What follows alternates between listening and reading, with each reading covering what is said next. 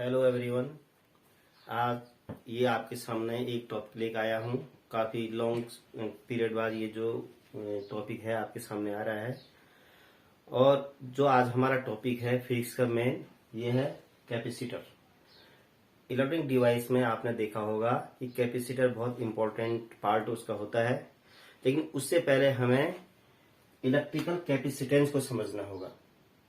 तो electrical capacitance क्या होता है कि the ability of a conductor to store charge. किसी कंडक्टर की एबिलिटी जो कि चार्ज को स्टोर कर सके, वो इलेक्ट्रिकल कैपेसिटेंस होता है।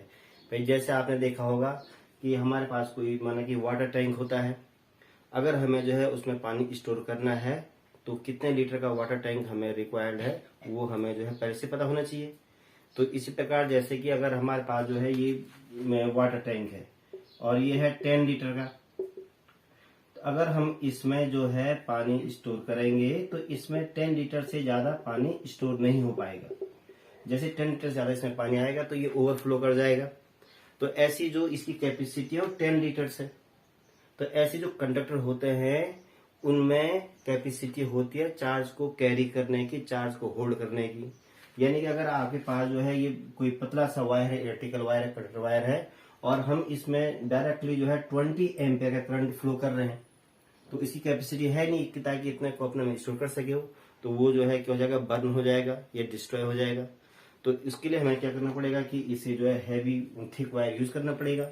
और अगर उसकी कैपेसिटी नहीं होगी तो और ज्यादा जो है हमें दूसरा वायर यूज करना पड़ेगा। तो ऐसी जैसे कि हम जो है किसी कंटेनर की बात करते हैं, अगर हमें 20 लीटर्स के जो है पानी को रखना है तो हमें जो है 10 लीटर की जगह 20 लीटर का जो है वेसल्स यूज करना होगा, कंटेनर यूज करना होगा।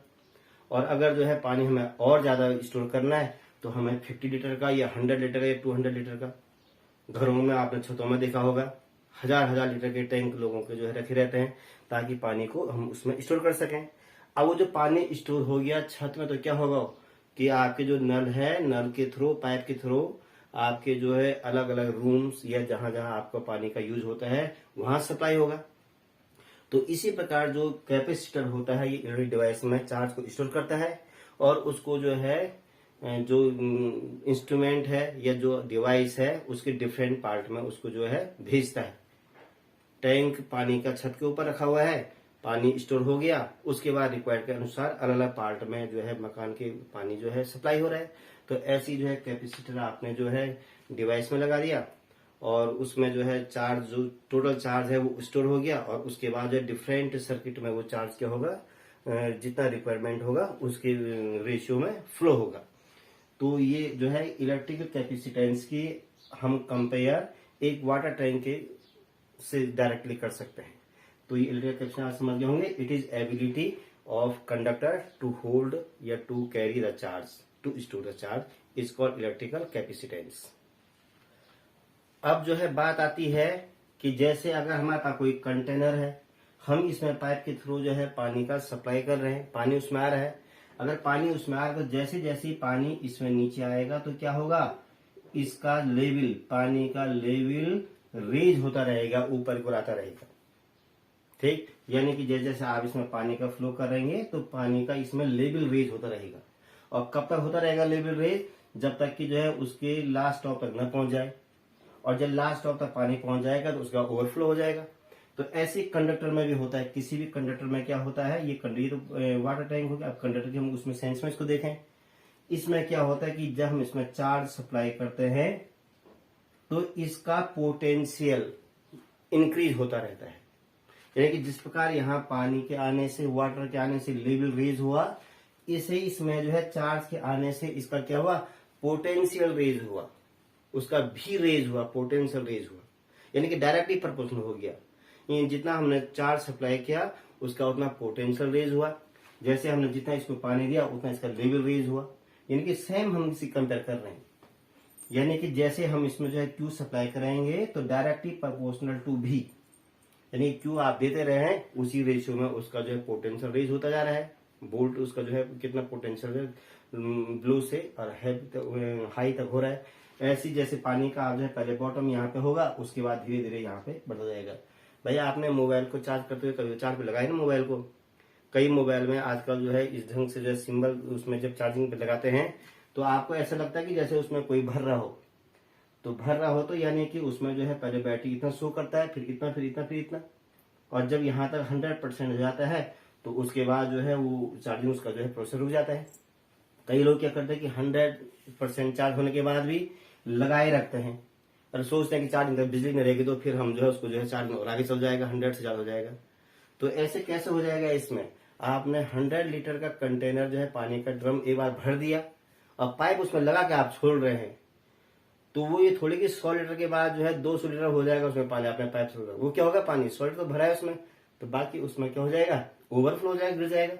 ऐसे ही आपने 100% आपका मोबाइल चार्ज हो गया, आप उसको जो है यूं लगा के रखे उसके पीछे, तो वो क्या हो जाएगा, वो तो ओवरफ्लो हो जाएगा, वो चार्ज उसमें थोड़ी आएगा। तो सेम उसी ढंग का इसमें कि जितना उसकी कैपेसिटी होगी उतना ही वो चार्ज को होल्ड कर पाएगा। तो यानी कि क्या हुआ कि जितना हमने चार्ज दिया प्रपोर्शनल टू भी, उसका भी बढ़ गया। जैसे हमने इसमें जितना वाटर सप्लाई किया इसका पोटेंशियल रेज हो गया उसी रेशियो में। प्रपोर्शनल हटाने के बाद यहाँ पे आएगा कांस्टेंट सी, तो Q इक्वल टू सी भी हो गया। तो जो ये कांस्टेंट सी आया यही कैपेसिटेंस ऑफ कंडक्टर कहलाता है, यानी कि इसी को हम कहेंगे इलेक्ट्रिकल कैपेसिटेंस, यानी कि C is known as Q/V। तो ये जो है C आगे Q/V। रही बात इसकी यूनिट को हम किस में जो है रिप्रेजेंट करें, तो यूनिट के लिए बहुत इजी है कि आपको उसका फॉर्मूला पता होना चाहिए। तो C Q को किस में नापते हैं, कूलाम में, कूलाम में C को नापेंगे, और V को किस में मेजर करते हैं, वोल्ट में, तो कूलाम पर वोल्ट इसकी यूनिट होगी।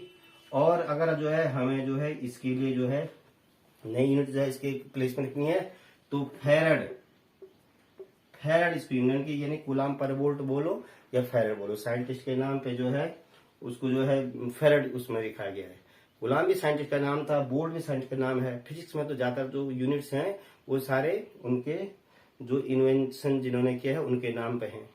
ये किसी को जो है जैसे कि फैरड है, भाई कूलाम का नाम आ गया, कई जगह आगे कूलाम बोर्ड आ गया, तो फैरड जो है फैराड नाराज हो गए, तो उनकी बेइज्जती में, सॉरी बेइज्जती नहीं, उनको जो है एक सम्मान देने के लिए वहां पे हमने जो है उसको क्या रख दिया, फैरड नाम दे दिया वहां पे इस ढंग से। ठीक, तो इस प्रकार जो है इसको हम जो है फैरड से दें। और अगर इसकी जो है स्मॉलर यूनिट आपको लिखनी है तो माइक्रो फैरड, पिको फैरड हो सकती है इसकी स्मॉलर यूनिट। तो ये आप यहाँ पे समझ गए होंगे। अब बात आती है कैपेसिटर की। तो भाई जैसे कि हम अभी तक बताते कि आप जो है किसी बर्तन में आप जो है पानी भेजेंगे तो उसका क्या होगा, लेवल रेज होगा पानी का उसमें, और तब तक हो जब तक उसकी कैपेसिटी के अकॉर्डिंग फुल ना हो जाए। 10 लीटर्स का है तो 10 लीटर्स में जब वाटर फिल हो जाएगा तो वो उसके बाद जो है ओवरफ्लो हो जाएगा। यानी कि अगर हमें 10 की जगह 20 लीटर स्टोर करना है तो हमें जो है कंटेनर चेंज करना होगा। 10 लीटर के कंटेनर में हम 20 लीटर पानी स्टोर नहीं कर सकते हैं, हमें कंटेनर चेंज करना होगा। लेकिन इलेक्ट्रिक कैपेसिटर में क्या होता है कि विदाउट हम उसको जो है चेंज किए हुए, हम बिना इसको चेंज किए हुए, कंटेनर को चेंज किए हुए, उसका शेप और साइज में चेंज किए हुए उसकी कैपेसिटी को इंक्रीज कर सकते हैं। वो इलेक्ट्रिकल कैपेसिटर कहलाते हैं। इलेक्ट्रिक कैपेसिटर का मतलब ये हुआ कि the device which can store a large amount of electric charge without increasing its volume और इट्स सरफेस एरिया। बिना वॉल्यूम और सरफेस एरिया बढ़ाए हम उसकी जो है कैपेसिटी इंक्रीज कर सकते हैं, जबकि बर्तन के केस में ऐसा नहीं हो सकता है। तो वो कैपेसिटर कहलाते हैं। अब कैपेसिटर कितने टाइप के हैं, तो मेनली फिलहाल आपको 3 टाइप के कैपेसिटर के बारे में बता रहा हूं। पैरेलल प्लेट कैपेसिटर, दूसरा हो गया स्फेरिकल कैपेसिटर, और तीसरा हो गया सिलेंड्रिकल कैपेसिटर। तो 3 टाइप के कैपेसिटर के बारे में आपको बता रहा हूं मैं। अब आप जो है इसमें पैरेलल प्लेट कैपेसिटर के बारे में देखें। सबसे पहले हम बात कर रहे हैं पैरेलल प्लेट कैपेसिटर की। पैरेलल प्लेट कैपेसिटर की बात कर रहे हैं तो इसमें क्या होता है कि 2 कंडक्टिंग प्लेट, मेटल की 2 कंडक्टिंग प्लेट होती हैं, पैरेलल एक दूसरे के आमने सामने इस ढंग से रखी हैं, ये ए और ये बी। मेटल की 2 कंडक्टिंग प्लेट होती हैं और एक दूसरे के एकदम पैरेलल रखी जाती हैं, और इनके बीच की डिस्टेंस को डी यहां पे माना हुआ है। इसमें से जो ए प्लेट है उसको जो है हम आउटर सोर्स से प्लस क्यू चार्ज देते हैं, तो इस पूरी प्लेट पे जो है प्लस चार्ज आ जाएगा। और due to electrical induction. Electrical induction के वो आपने पिछले टॉपिक में आपको पढ़ा दिया होगा। इलेक्ट्रिकल इंडक्शन में क्या होता है कि इसको जो पैरेलल प्लेट है उसके इनर फेस पे निगेटिव चार्ज आएगा। उसके अगर इस पे पॉजिटिव चार्ज है तो उसके जस्ट सामने वाले के जो उसकी तरफ वाला होगा यानी कि लेफ्ट हैंड साइड को उस पर निगेटिव चार्ज आएगा और उसके आउटर फेस पे पॉजिटिव चार्ज रहेगा। यहाँ पॉजिटिव चार्ज रहेगा और हम जो है जो बी वाला प्लेट है उसको अर्थिंग कर देते हैं। यहाँ पे ये अर्थ माने अर्थ का सिंबल अर्थ कर दिया और ये जो पॉजिटिव चार्ज है अर्थ में चला जाता है तो ओनली इस पे निगेटिव चार्ज बच जाता है उसके बाद। तो यानी कि ये हो गया पॉजिटिव, ये निगेटिव चार्ज हो गया। Due to positive and negative charge between two plate and electric field set up between these two plate। इन दो प्लेट के बीच इलेक्ट्रिक फील्ड बन जाएगा। यहाँ से प्लस से माइनस क्यू इलेक्ट्रिक फील्ड बन जाएगा ई। इलेक्ट्रिक फील्ड को ई कहते हैं which is a vector quantity. अब ये इलेक्ट्रिक फील्ड ई बन गया तो अब हमारे पास जो है relation between E and V, electric field intensity और पोटेंशियल भी रिलेशन है और वो ये है E equal to V upon D. ये इसकी भी रिलेशन है, इलेक्ट्रिक इंटेंसिटी और पोटेंशियल की भी रिलेशन है E equal to V upon D. इसकी भी हो गया तो यहां से हम भी निकाल सकते हैं, भी इक्वल टू हो जाएगा ए इंटू डी। तो ये जो है इसके बीच पोटेंशियल हो गया। अब बात हो रही इससे पहले हमने जस्ट पहले जो अभी बताया था कि जो इलेक्ट्रिकल कोएफिशिएंट होता है सी वो लिखा था क्यू अपॉन वी की फॉर्म में। भी की जो वैल्यू हमने यहाँ निकाली इसको यहां रख दिया, ठीक है। तो C इक्वल टू क्यू और V की वैल्यू देंगे आप E इंटू डी, रख देंगे, ठीक। अब उसके बाद आपने जो है इससे जस्ट पहले में कि electric field intensity due to single plate, electric field intensity due to double plate, electric field intensity between two plate. तो कई टाइप के इसमें रिलेशन है। तो electric field intensity between two plate होता है E equal to sigma upon epsilon zero between two plate. अलग अलग केस है कि इलेक्ट्रिक इंटेंसिटी दोनों प्लेटों के बीच में अलग होगी, उसका दूसरा फॉर्मूला होगा। दोनों प्लेटों के लेफ्ट हैंड साइड दूसरा फॉर्मूला होगा, दोनों प्लेटों के राइट हैंड साइड दूसरा फॉर्मूला होगा। तो ये बिटवीन टू प्लेट वाला है कि E equal to sigma upon epsilon zero. तो जो ई की वैल्यू है इसको हम यहाँ पे रख दें तो सी इक्वल टू क्यू और ई की वैल्यू क्या रखेंगे आप सिग्मा अपॉन एप्सिलॉन जीरो और डी यहाँ पे रहेगा, ठीक। और एप्सिलॉन जीरो कहाँ गया थर्ड नंबर से न्यूमरेटर में गया तो C equal to Q epsilon zero sigma into D, ये हो गया। अब रही बात ये सिग्मा क्या चीज है तो सिग्मा कहलाता है surface charge density. Surface charge density ये दो प्लेट जो हैं इनका कंबाइंड एरिया, दोनों प्लेटों का कंबाइंड माने इसका भी मिला के जो कंबाइंड एरिया है वो ए, दोनों का कंबाइंड एरिया ए है। तो पूरा जो ए एरिया है उस पर कितना चार्ज डिस्ट्रीब्यूट है क्यू, ए एरिया पे क्यू चार्ज डिस्ट्रीब्यूट है। तो यूनिट एरिया पे कितना चार्ज डिस्ट्रीब्यूट होगा क्यू अपॉन ए, तो उसे हम कहेंगे सरफेस चार्ज डेंसिटी। क्योंकि जो क्यू चार्ज हमने सबसे पहले दिया ये दोनों प्लेटों पे यूनिफॉर्मली डिस्ट्रीब्यूट हुआ है। तो पूरे ए एरिया पे क्यू चार्ज डिस्ट्रीब्यूट हुआ तो यूनिट एरिया पे कितना चार्ज डिस्ट्रीब्यूट होगा क्यू अपॉन ए, उसी को हम सरफेस चार्ज डेंसिटी कहेंगे और सिग्मा से उसको रिप्रेजेंट करेंगे। तो सिग्मा की वैल्यू यहाँ पे आप रख दें इसके बाद इसमें, ठीक। तो आप ये देखें कि क्या आया C equal to Q epsilon zero और सिग्मा के बदले क्या रखना है आपने Q अपॉन ए रखना है और D। और Q से आप देख रहे हैं फिर Q कैंसिल हो रहा है, Q से फिर इसमें आप Q कैंसिल करेंगे न्यूमरेटर से डिनोमिनेटर को तो A जाएगा न्यूमरेटर में तो A epsilon zero upon D।